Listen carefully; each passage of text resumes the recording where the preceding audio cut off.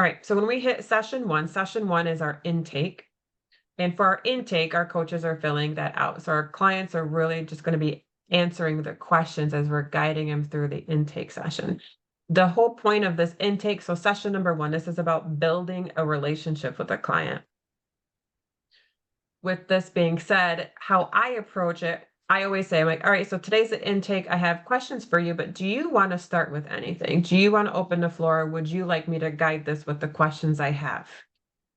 So that's usually the approach that I take. So however you feel comfortable, you can not ask that question and you can just go right into the intake. Sometimes you'll find that some clients are ready and they're coming into session one with a lot of things on their heart and mind that they just want to share right off the bat. Okay. Okay. But until you start getting comfortable, you can definitely just follow all the questions. So I always start from the top and moving my way down all the way to the bottom. So I always ask, have you done any life coaching before, any therapy before? If so, has it been in the last year? This information is more for our purpose only, just to kind of see, what kind of healing have they done? I think this is helpful. Obviously, we're going to do the name, their last name, address, and the reason why address, I tell us as coaches why this is important, because we deal with a lot of we deal with crisis, and crisis come unexpectedly, as we know.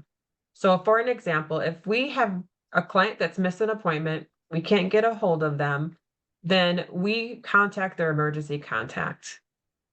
If it's through a company, we will inform the company we haven't heard from them, they've missed an appointment, we're a little worried. Can you help us check on this individual?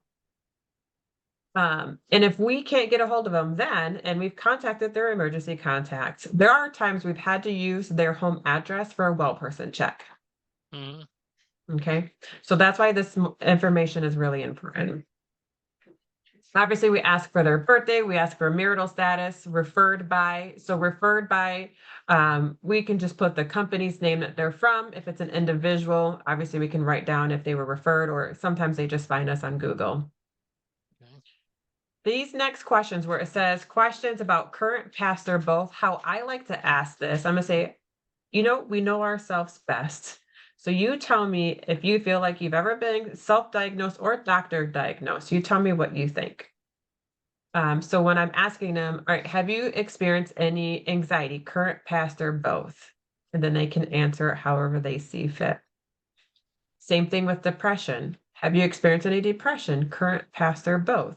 So I do that with all of these boxes here, with the ADHD, the emotional abuse, physical abuse, sexual abuse, drugs and alcohol abuse, and then food addiction, suicidal thoughts. And if they say yes to suicidal thoughts, to any, if it's past, current, or both, I ask if we need to make a safety plan.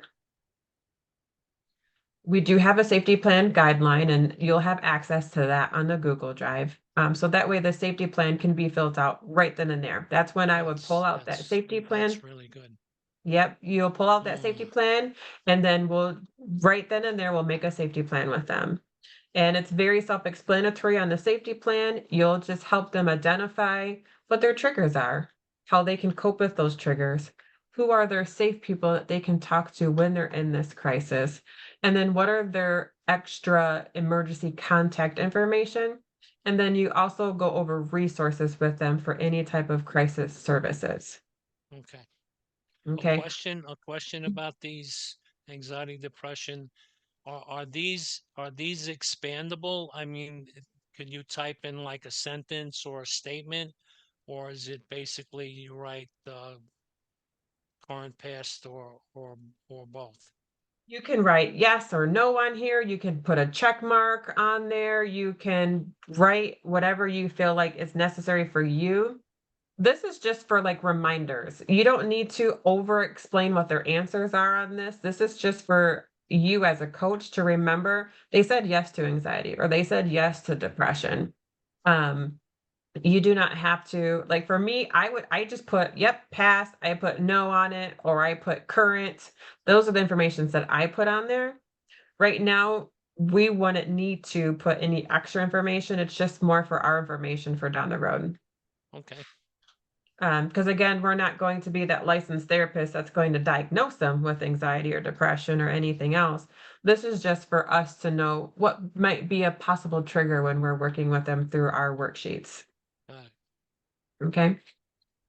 Same thing with the medication. I have this on here because it's really helpful for us to know if they are on medication. Are they on any mood stimulants, any anxiety, any antidepressants? If they're even on cholesterol, high blood pressure, like anything, this kind of tells us on how their physical health and their mental health is. Agreed.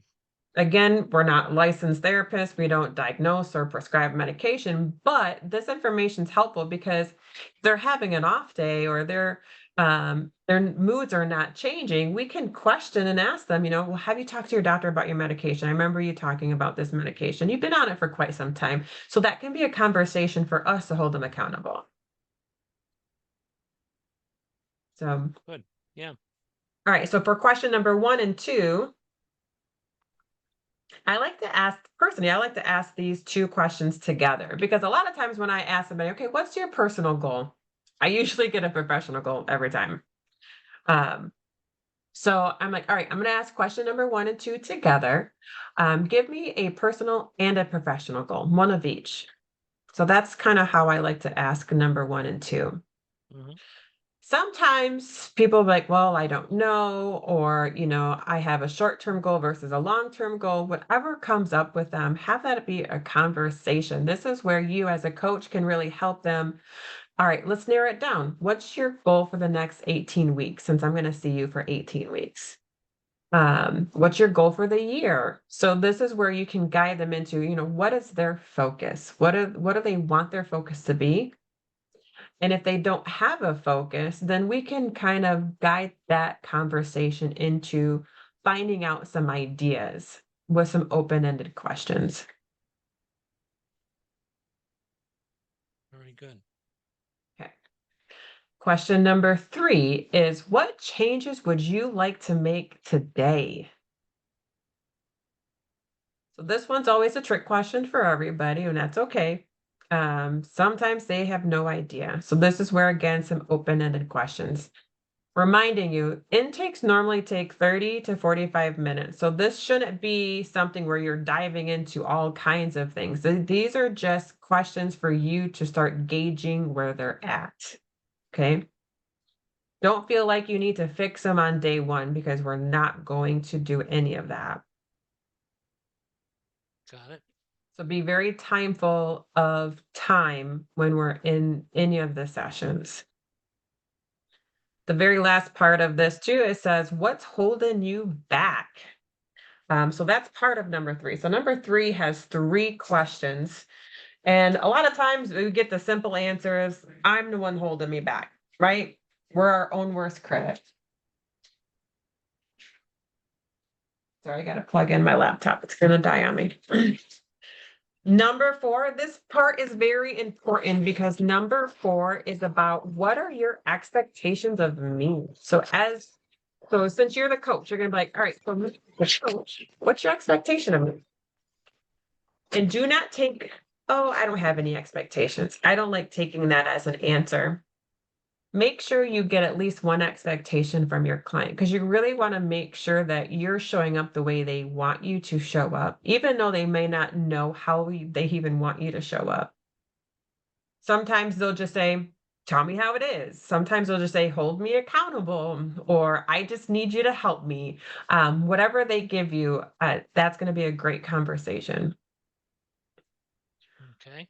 With number 4, though, even though we're asking them what their expectations are, we need to share 2 expectations. And the 2 expectations we share with our clients is my expectations for you is honesty and effort. Okay. You can use those words or you can choose your own 2 words, but those are the 2 words that a lot of us like to use because that is what we really need for our clients to show up with so we can really show them a different direction. If there's no honesty involved, then there's not a lot of room for us to help. If they're not putting in the effort, there's not a lot of changes that we can make happen. Agreed. So this is a good conversation for them to understand that we have expectations for them to show up a certain way for the program. Now, number 5, we like to talk about what are some strengths and some growth opportunities that they see in themselves as of now. I like that question. Yep. Now, I'm going to plant the seed to you, which I do not tell them this on day 1 for the intake, but we will revisit this intake maybe 8, 10 sessions down the road and ask them, all right, today we're doing a review day and we're going to revisit our intake to see what kind of changes and impact we've had so far in the program.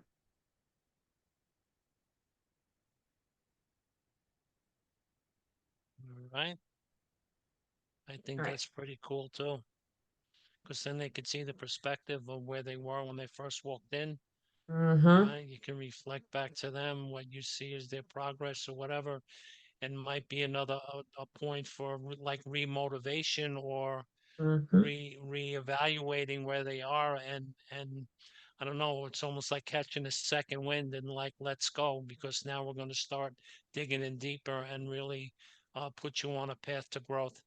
Yes, absolutely. That's like the most beautiful thing too. And one thing I love about the review when we can go back and look at it and they can see how far they came because so Mm, many times that are on our healing journey, we almost feel like we made an inch. Really, we took a mile and we just don't see it that way unless we look at the balcony perspective. yes, absolutely.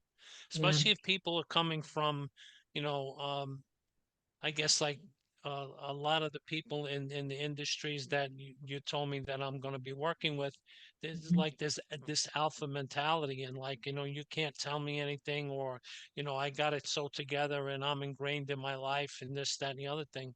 But then Mhm. for them, there could be like softening, that happens in their personality. They become more loving and compassionate, not only to others but also to themselves. So Yeah. I think that's really good. Yeah. Any questions so far about the intake? No, I think it's very well put together. Thank you. It's definitely been mastering this for a few years now. Okay. All right, so I'm going to go back to we don't want that one. All right, we're gonna get out of the intake. I'm gonna jump into coping skills here. Box breathing. So while you're doing this too, Robert, you have a choice. You can share your screen with them if you feel comfortable with doing that. And you can talk to them through the skills by showing them exactly what we're doing. The intake form, it is not a fillable form. So this is something a lot of the coaches do something different. So like I use my tablets. You I'm not sure how Robert's or not Robert, Jeremiah's doing it, but I can definitely ask him. But some other coaches will just write it down or type it up. hmm So we can play around with that. Now let me ask you. So does the intake form get submitted to you, or is there some sort of Nope, you this? keep it. Okay. Yep, we don't need anything unless we really have to use it, obviously for like a crisis purposes. But all of the notes that you take, all of the worksheets you do with your clients, you just hold on to. We don't need them. The only thing that we need is a weekly update. And so for an example, say that you are working with Joe and Joe is currently working on breathing and our coping skills. That's what you're going to share. Right now, we're on session 2. We're working on our coping skills and we're understanding our balcony perspective. And is there Uh, is there is there a form that we fill out and just send off to you? it's going to be a structured email, and I will send you an example of how Mary structures it so that way you know how to organize it. Cool. Because it's going to be by company name and client, and then the sessions they're on.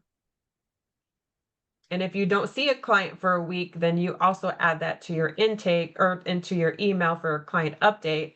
Because if you don't see a client, we also need to know that just for invoicing purposes. Got it. Okay. And then Mhm. if you miss a client after a couple weeks, then we'll have to address like, okay, what's happening? Do we need to reach out to the company, especially with our contract clients? Got it. All right. So with our coping skills, right now we have two skills that we teach. We teach the balcony perspective and we teach the box breathing. But before I jump into teaching them the skills, and I don't have an outline for this, but I will actually put one on here so you have an outline. So when I start with a client, so it's Robert, I'm going to pretend you're a client. I'm like, all right, so today we're going to be dissecting coping skills together. And what I really want to understand is how you cope currently. So I'm going to ask you some questions so we can look at how you cope with certain emotions. And before we jump into that, what I like to ask every client is, what do you think coping really means? Robert, what do you think coping really means? How do I handle my everyday living when there's situations that come up? Things that are like blips on the screen. Do I get angry when I stub my toe? Do I yell and scream when I'm in traffic? How am I handling situations that are uncomfortability with my finances or with my spouse or my family or things of that nature? And also on an internal landscape, what do I do with my emotions about where I am in life and my struggles? Mhm. And how do I see who I am in reference to what I would like to do. So where Yes. am I compared as to where I am? So levels of Yeah. disappointment or frustration or even satisfaction. Once Mm-hmm. in a while that's possible too. Yes. One thing that I always share is this small definition of coping.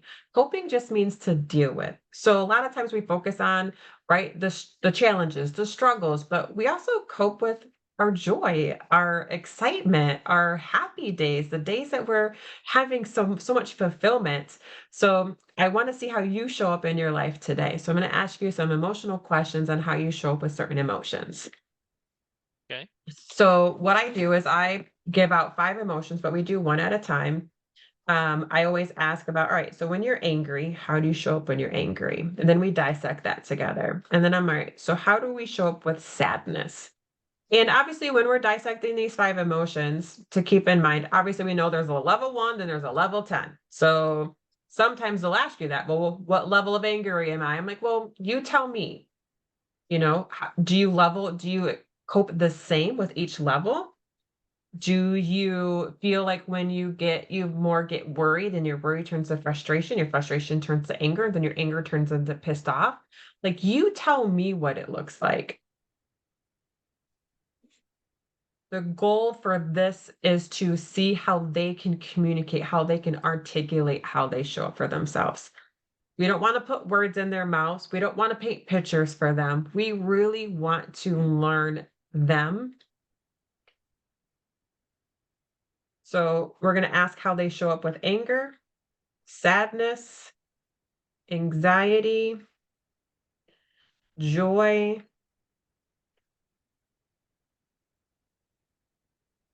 and I like to say proudness.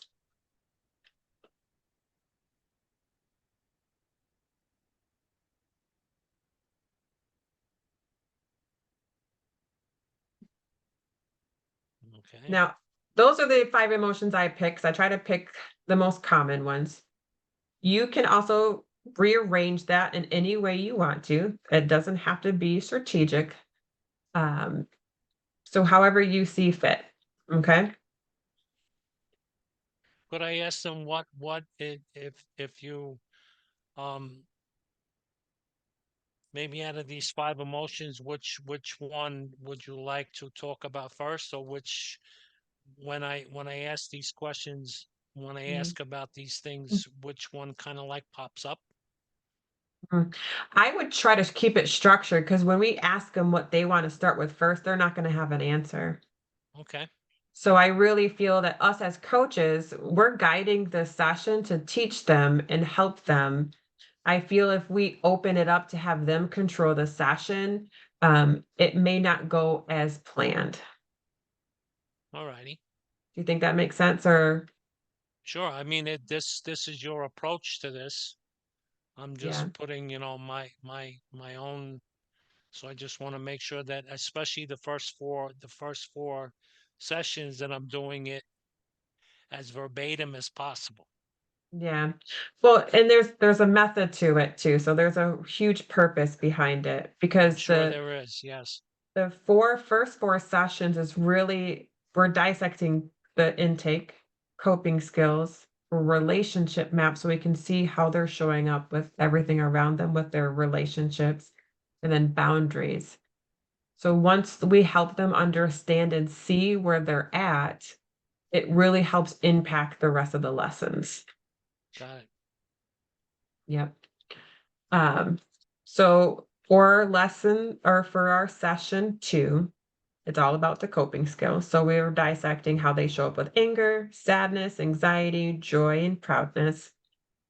And then once we get done with that, then we're like, all right, so now I'm going to teach you the 2 coping skills that we teach every single client. And this is going to be something that's going to be helpful throughout the entire program. The first coping skill I'm going to teach is the box breathing. The box breathing is where you're going to breathe in for 4, hold for 4, exhale for 4, and hold for 4. But we literally walk them through it. So what I always have the clients know is that so we're actually going to practice this together. Hmm. And if I'm being cheesy, because I like to be cheesy in my sessions, so lets them know that this is a good thing. I'm like, this is the most cheesiest thing that you're ever going to do with me, because I'm going to have you close your eyes, and you're going to count in your head while I count out loud, so that way you can see and feel how this is going to feel when you do this on your own. So I walk my clients through their first box. And then for your second box, I tell my clients, I will be quiet, but you're going to do one whole box by yourself with your eyes closed while you're counting in your head. And then we're going to open your eyes and we're going to talk about it. Yeah, I seen how you did it in the video you sent me with Jeremiah. Mm-hmm. I'm Yes. familiar with box breathing. Okay. Yeah. Good. So then after that, then you have them open your eyes. And I always say, how'd that make you feel? What did you Hmm. feel? Sometimes you'll get the answer of it felt made me feel calm. Sometimes I get clients to tell me it makes them feel dizzy or made them anxious. So if I get those responses, I would tell them that's okay if you felt a little dizzy. That tells me that your breathing was a little heavier than a normal set of breathing, which tells me you might have some anxiety from today or even just being in our session today. Good point.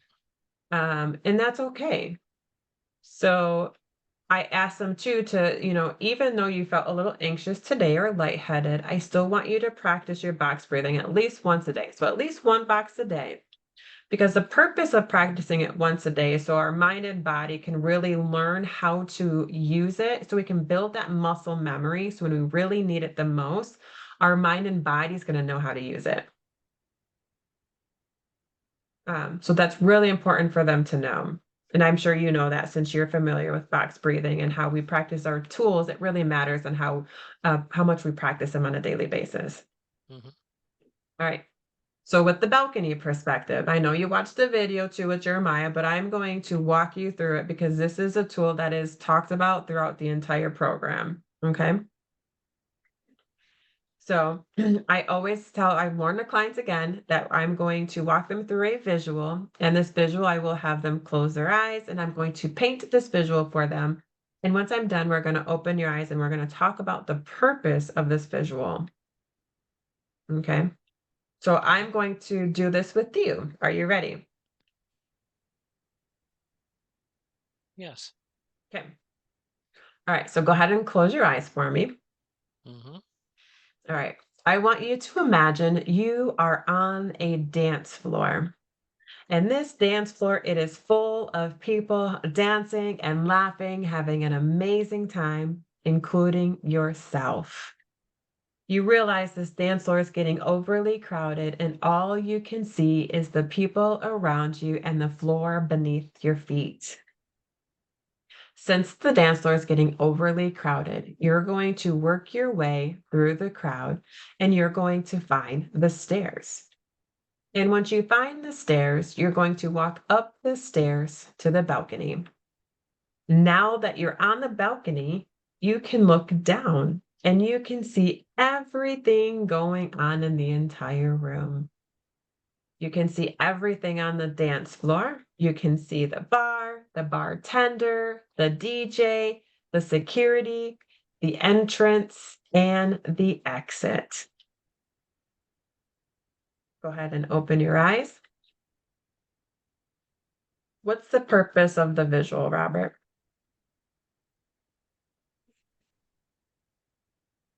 That when I'm on the dance floor, my view of things is very limited. Therefore, my perspective of things is very limited as well. Once I find a way to go up the stairs, and going up the stairs could mean, like metaphorically, ways that I raise myself up away from the noise and the impactful feeling or the crowded feeling, and start to rise up. And as I rise up within my own self by taking the stairs Mhm, in the dance floor balcony scenario, and what I do internally and metaphorically moving up, then I can really see what's going on. And yeah, then I can see the people there that I've been engaging with while I've been dancing. And I can also see where I came into the scenario. And I mm, can also see where I can exit from the scenario. Then yeah, I could see, the bar where people are imbibing and having a good time. And what do I bring into my life that brings me whatever? mhm, Release, joy, and this, that, and the other thing. And then to watch the DJ when he's playing his music, how he's getting into it, how he's enjoying, people yes, enjoying what he's doing. Um, yes, and mhm, then the whole perspective is like there's such a mm, collective. And as I explain this, it makes me take a look at, what is really the beauty of life and all of these different components of what life is made out of. mhm, And if I choose to stay on the crowded, how could I say, minimized perspective of the dance floor, mhm, although I'm doing my thing, right? And I'm moving mhm, around, sometimes I need to find a way to get more in my own space yeah, and yeah. observe everything for the beauty that exists. Yes. One thing I love to point out is that we don't want to label the dance floor or balcony bad or good. Hmm. They're just different points of perspective. And sometimes we need to be on that dance floor so we can be close to a perspective. Sometimes we need to be on that balcony so we can get that bigger outer perspective. So this is so important because, like in conversations, we can, right now, you and I are on a dance floor having a conversation, but in reality, the world is still moving, right? So right now, too, all you see is me and a screen, but I have a chihuahua at my feet. I got my German Shepherd glued to my chair. So my perspective for me is a lot larger than what you see because your version of where I'm at is a little limited. Hmm. Same thing when we're talking when in arguments. Our dance floor version can be a feeling of anger, yeah, or excitement. Our excitement can put us on a dance floor because it's going to be a very small perspective. Um, and as we go throughout the program, we're going to be using, are you using the dance floor view? Are you on the balcony view? Like which view are you in? And let's recognize that what's good about this view for you right now and what is not good about this view for you right now. So this is so helpful for us when we work through clients on any type of level. We use this for our grieving coaching, our leadership, our relationship coaching, and this is our main coaching for our mental health coaching program. Great tool. I like that.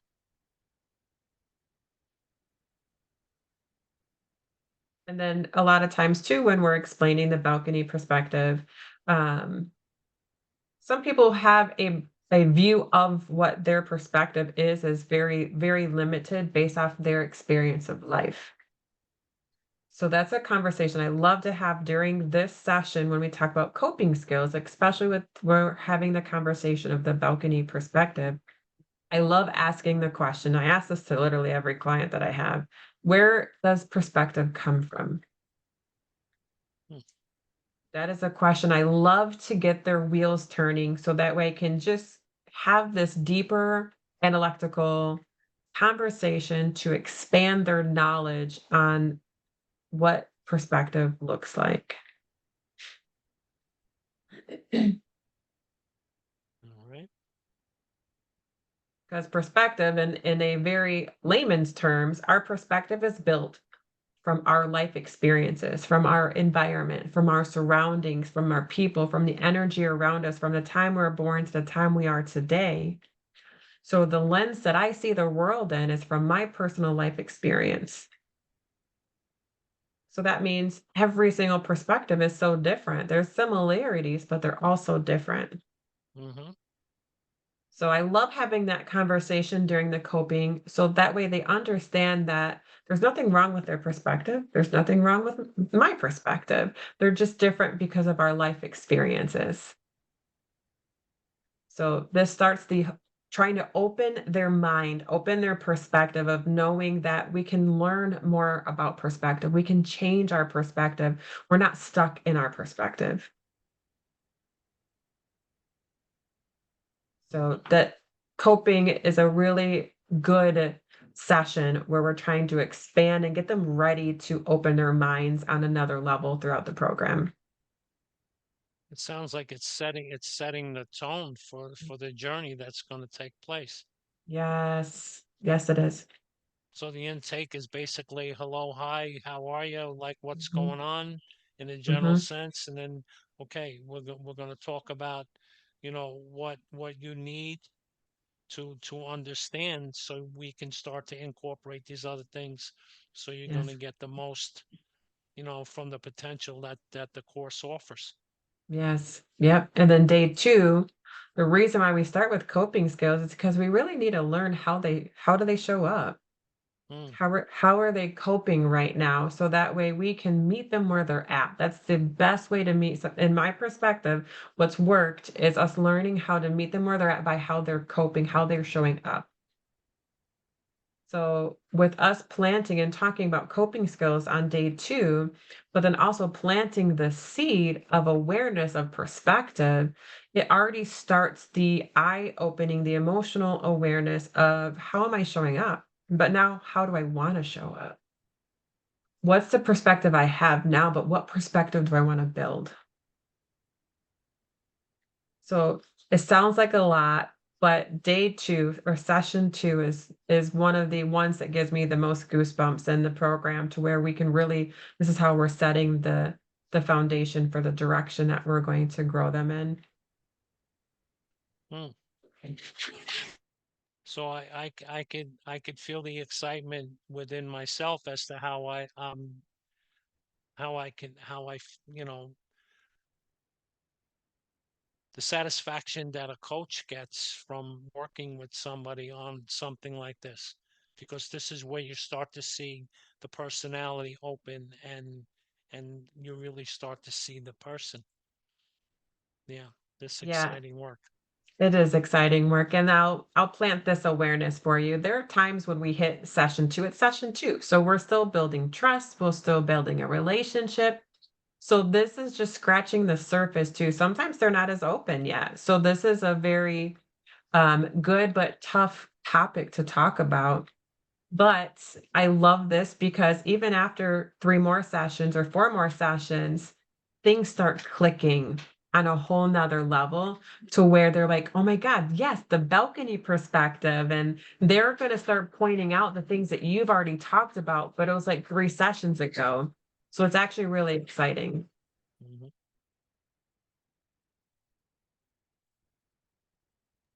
All right, so we talked about intake, we talked about session 2 for the coping skills. I don't know how much time you have because I know it's 2 o'clock already. It's up to you, whatever you feel you want to cover. I mean, this move the process along, and then I'll be following up over the weekend with all this other paperwork, the bio, and everything. You'll have it by Monday. Perfect. So I'm going to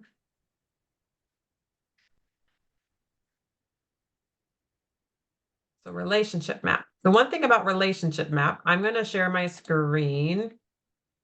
So with the relationship map, this is going to take some time and you might I think you've already watched it if you watched the session with Jeremiah.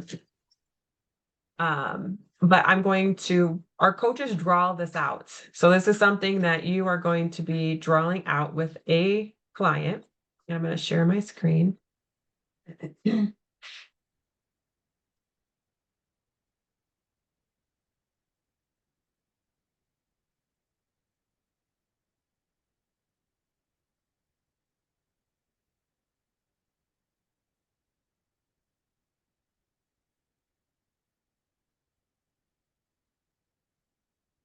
All right, so session three. Session three, what we call this a relationship map worksheet. There is no strict worksheet. You're drawing what you see right here on the screen. Mm-hmm. So right now, so on day three, how I start this with a client, I'm like, all right, you ready to do a relationship map? We're going to dissect the closest people to you. And a lot of times you'll hear people like, well, I don't got a lot of people. I'm like, that's okay. I don't care if it's 2 or 3 or 1 or 10, but no more than 10, because when it hits 10, then we're going to be here all day and we don't got time for that. So I let them know, all right, so we're going to start with you and we draw it. So then I put them in the middle. I have a piece of paper and I'm drawing this out. And if you want, you can have them draw it out with you so they have their own physical map too. Okay. It's nice to have them engaging because when they're writing down things, they're going to remember more what you talk about. Agreed. Okay. So, all right. So then I ask, all right, so who would be the people in your circle that you want to write about? So, for an example, we would do mom. All right. And then I want to put down my husband. And then be like, okay, well, that's it. I'm like, okay. So then I ask questions. So if they only give me 2 people, I'm like, do you have any kids?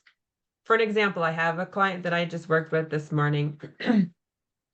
A single person, only put down his mom, but he does have a dad, but he doesn't talk to his dad. So I was like, okay, well, for this project, I'm still going to put your dad down, even though you told me you don't talk about him, just because I want you to see what we're going to talk about. So try to dig a little bit if they only give you a couple people, because there are probably people in their circle that once was in their circle, but they stopped talking to for whatever reason. But Mm-hmm. this is just for conversational purpose since we're talking about a relationship map. Okay. All right. So say we got mom, but now we're putting dad down because I don't talk to dad, but we're going to bring him up in this conversation for our coaching. The lines that you see here are here for a reason, and there's a key here, and I'll send you this information too. It's also in the breakdown for the coaching program outline for coaches. We're going to now talk about the status of the relationship. So you're either strong, average, weak, or it's a roller coaster. Beauty of status is though we can have all 4 of them with one person, we can have 2, we can have 1. So it can be strong, a roller coaster, it can be average, weak. So you tell me what it is. So for an example, say, all right, with mom, I'm strong. So I'm going to do a line between mom and me. I'm going to do a double line because that's considered a strong relationship. With dad, well, he already said he doesn't talk to dad. So he's like, there's just no relationship. I'm like, okay. So I'll label that as like a weak relationship. So there's still a status. But this is a good time, especially if there's only 2 people on the list, then I would ask a little bit more of open-ended questions. Is there a reason you want to share with me that you don't talk to your father anymore? Um, that starts a good conversation. So Mm-hmm. that way you can understand, what is that barrier? Is it something that you feel like you want to fix, or is this a space where you feel like you just want to maintain right now? That is their choice. We're not here to give them our opinion. We're not here to try to change the way they're thinking about where they're at. We want to make sure that they understand where they're at and what's the purpose behind it. We just want them to understand what they're doing. Okay. Okay. Mm-hmm. Now, where you see all of the writings on here, there's 3 questions we ask per person on their relationship map. So we're going to dissect. Are they content? And then we really want to ask them if they even know what content means. Like, what's their definition of content? Because that can look different for everybody. So content to me means that I'm okay with where the relationship's at. Not content, meaning I am not okay where the relationship's at, but I also can be 50-50. So like sometimes I'm content and sometimes I'm not. So we'll ask if they're content. So that's question number one. Question number two is, what can you change that is in your control? And this question is so important. So, what can you change that is in your control? This one's always a good one because for like a good response I get for like a parent, like, oh, well, I can reach out more. If they say that, I'll ask them, well, what do you mean by that? If they're giving us a vague answer or a very broad answer, make sure we're making them think if it's a realistic thing they can change. We really want to make sure that it's going to be a realistic idea. So, like, okay, if you can reach out to mom more, what does that look like? Does that mean you're going to text her once a day? Does that mean you're going to call her once a week? What does that look like? Because the whole goal for this relationship map is to help them see what's realistic, what's in their control, what's out of their control. Hmm. Okay. Number three, we're going to ask them, okay, what boundaries need to be set? And this is where we kind of play a trick on them as a coach, but we really don't tell them. So, and what I mean by trick, there's 8 boundaries that we teach. And since you listened to the video last, you know that there's 8 boundaries that we will teach for session 4. But the reason why we do relationship map before we teach the 8 boundaries is because we are learning right now in this session what boundaries do they even hold without us teaching boundaries. Again, this is where we're trying to see where they're at. So for question number 3, what boundaries do you need to set? And then we can let them know, yep, there's 8 boundaries, and then we'll list there's emotional, mental, conversational, time, there's physical, there's intimacy, there's financial, and then there's spiritual. Spiritual meaning knowing yourself. So we'll ask those 3 questions with every person on their relationship map. Now, the beauty of this, though, this is one thing that I love to point out every time. So say that we're done and we dissected each person on their map with all the different steps. I want them to see, I want them to recognize, look, we put you in the middle. We put all the relationships that you have around you. That was your dance floor version. You and I just went on the balcony and we looked down at all the relationships and we dissected them together and looked at the bigger picture for all those relationships. Mm. And I love pointing that out towards the end so they can see us in our relationships. That's our dance floor version. We're living that on a daily basis, and we don't ever take the time to step back and look at the bigger perspective for our relationships to see what's holding us back. What are we enjoying? What are we learning? What are we gaining? What are we liking about this relationship? And then what's in our control?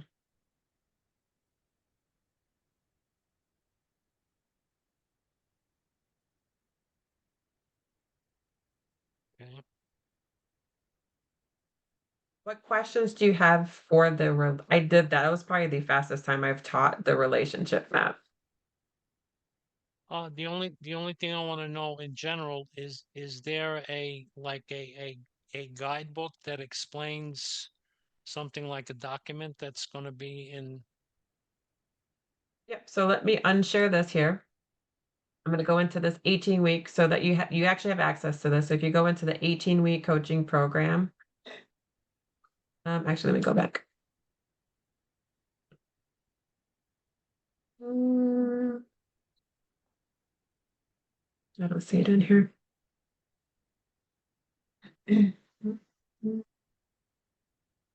So yeah, there is an outline. I'm trying to find where it went. I'll send it to you. So to answer your question, yes, I have an entire document every session to explain the verbiage of the session and how to word it and how to explain it. Okay, then Yeah. that's great. I mean, the way you laid it out and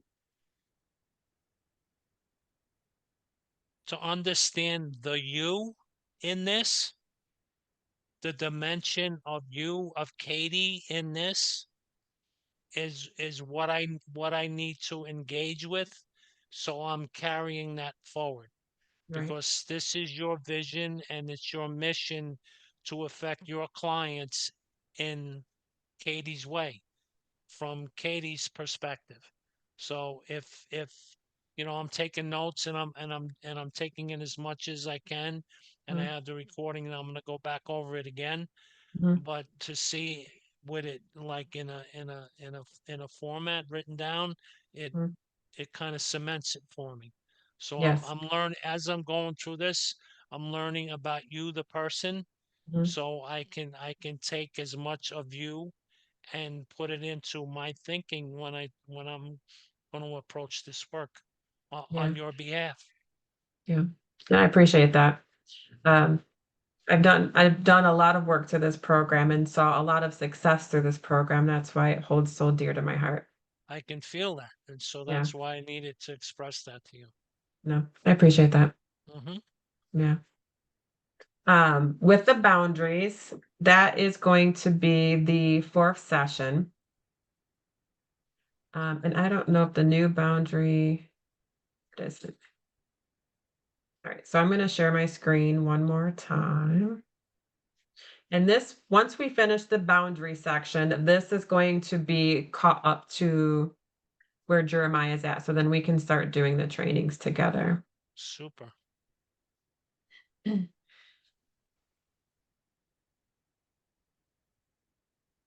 right. So here in our 18-week coaching program, we teach 8 different boundaries. So on lesson 4, session 4, we take this time to let the client know, like, all right, so now we're going to learn about boundaries. We're going to learn about how they show up for themselves in their boundaries. This is not about how they show up for other people. We really want to make sure they understand how they show up. Again, this is about learning where they're at. So we take the time and we dissect each boundary one at a time with them. And if you can see in each of these boxes, there's already questions in there to help you communicate with the client about engaging into each boundary. So for an example, how I'd approach this, all right, so we're going to do one at a time and we're going to dissect where you're at and what you understand about each boundary for yourself. So for the emotional boundary, are you emotionally available for yourself and for others? And is there a healthy balance? Then that just starts the conversation. So that way you're engaging in, okay, well, I'm not emotional available for myself. I actually show up better for other people. That's probably the most common thing that we hear. So we're not here again to, in this session, we're not here to critique them. We're not here Hmm. to, start giving them advice or anything. We're allowing them to learn how they show up. We're here to help with that open awareness. So that's our mission for this session. Got it. Okay. And then you can take your notes. And then or the mental boundary. Are you your own worst critic or are you your biggest cheerleader? And how are you with other people? Again, this is just a conversation. Well, I'm my own worst critic, but I'm a better cheerleader for everybody else. Again, that's the most common thing that we hear. Um, and then sometimes if they give me short answers, I'll ask them, can you give me an example? Can you give me an example in how you're critics for yourself? Hmm. And so if you ever feel you just want a little bit more information because they're very short and sweet with their responses, do a follow-up question. Mm. Got it. Now, with the conversational boundaries, it says, are you able to have easy and hard conversations? So when I touch on this boundary, I always ask them to. What's your definition of an easy conversation? And what's your definition of a hard conversation? Because that's going to look differently for everybody. So I have clients that tell me like I can have all the hard conversations, but I don't like small talk. If it's not important, I don't want to talk about it. Or we have the clients that are the opposite. Like I can have easy conversations all day, but if I have to have a hard conversation, count me out. Um, so this it's really about helping them see where they're at. Mhm. And then time, this again, all the questions are there. So you have the open-ended questions to help you guide you through them. Now, the only one that I feel people get a little antsy around is the intimacy boundary. So this is where we're talking about how would you describe your closest relationships? And this is where we're talking about emotional and physical intimacy. So I like to point out with all the clients, this is not just about physical like sex. This is about having an emotional connection too. So like with your kids, with a loved one, with our spouses, there can be an emotional connection. So how do you feel like this boundary is for you? Sometimes people are very open and honest and they're very comfortable around this topic, but then you'll have those people that really dance around it and will give you the very shortest answer and be like, oh, this is just a bad one, and then they'll try to move on, which is fine. For this particular boundary, I don't push too often, especially if I remember if I did an intake with this particular client and I know they said yes to sexual abuse. Yes. I don't dig unless they're open, and when they're open, they're going to just share what they wanna share. So I try not to dig too much on this one if I'm consciously aware of they said yes on sexual boundaries or on sexual abuse. But sometimes they'll still say no, and there has been sexual abuse, but they're just not ready yet to share that, and that is totally fine. So that out of all the boundaries, that's the only one I don't really pry into too much because I don't want to push them when they're not ready. And if they in the Mm. intake, if they were non-committal to answering the thing about the sexual Mhm. abuse, mentioning intimacy and having like them take a look at this question might have them become a little bit more open Yes. to say, well, and blah blah blah. I think those two things are definitely connected. Absolutely. And these are ways of us planting this awareness throughout the program to help them think a little bit more on, what is the things holding them back? How are they showing up for themselves? So all of this does intertwine throughout the entire program. Gee, it's funny how I'm thinking about these issues in my own life as we're going through them. What I used to do with my coaches is I ran them through the program as they're a client so they can feel and Mm, recognize how it works. So that's the approach I had taken in the past. But as we've gotten bigger and grown, I don't have the time to do well, that that as takes a lot of work. Yeah, for yeah. sure. So, yep, I had my coaches run through this program as if they were clients. So that was my old approach. Okay. Uh, all right. So then the financial, this is just kind of getting the understanding of their budgeting. Are they an impulsive spender? How are they showing up with their finances? Spiritual boundary is where we're really trying to get them to understand how do they see themselves, their inner worth, their value, their purpose. So what does that boundary look like for them?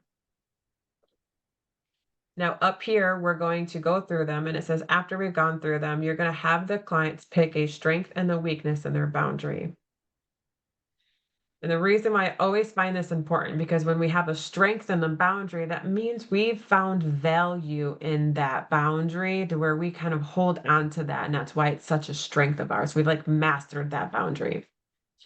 Even if we've mastered that boundary through like a survival skill, we've still found a value in that boundary. So we're not labeling it bad or good or however they found that value. So, and then for the weak boundary, the reason why there's going to be a weak boundary is because we have not yet built that value or that confidence in that boundary. So we're going to help them see that. Okay. Okay. Mm, So, for an example, a lot of times people will pick emotional boundary as a weak boundary. And a lot of times we'll say physical, like I take good care of myself. I eat good, I sleep good, I drink plenty of water. So that's a strong boundary for me. I take value in taking care of myself. So for me as a coach, I'm like, oh, great. So you take value in taking care of yourself physically. So the value is that you take care of yourself physically. So with the value, what value can we see in emotional boundaries? So then I'll plug in so you can take care of yourself emotionally too. So now we're going to take the value that we've built so strongly in our physical boundary, and we're going to take that value and we're going to help it shine into our emotional boundary. So we're going to take that value of loving our physical body to help love our emotional body too. And then loving your emotional body helps Mm. strengthen the physical body. Those two things are, Yes, they're kind uh, of a loop. they do. So no matter what strength or weakness they choose, you can have them even pick two strengths and two weaknesses too if you have time. Hmm. So that way you can help them see the value they've gained from their strong boundary and how we can use that value to strengthen the other boundaries.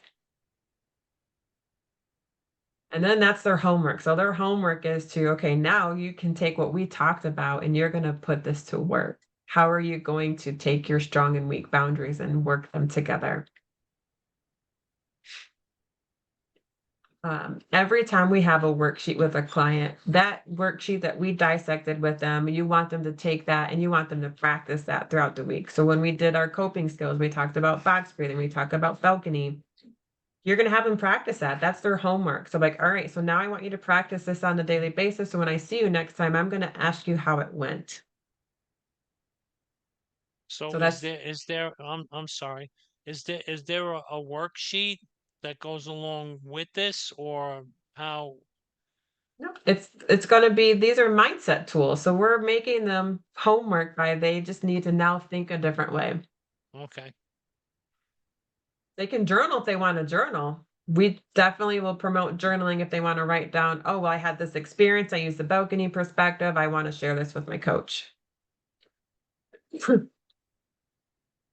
Okay. So, what questions do you have in regards to the boundaries? I don't have any. I mean, this thing flows together very, very well. Yes, yes, it does. Um, alright, so I'm going to make my screen bigger because I stopped sharing.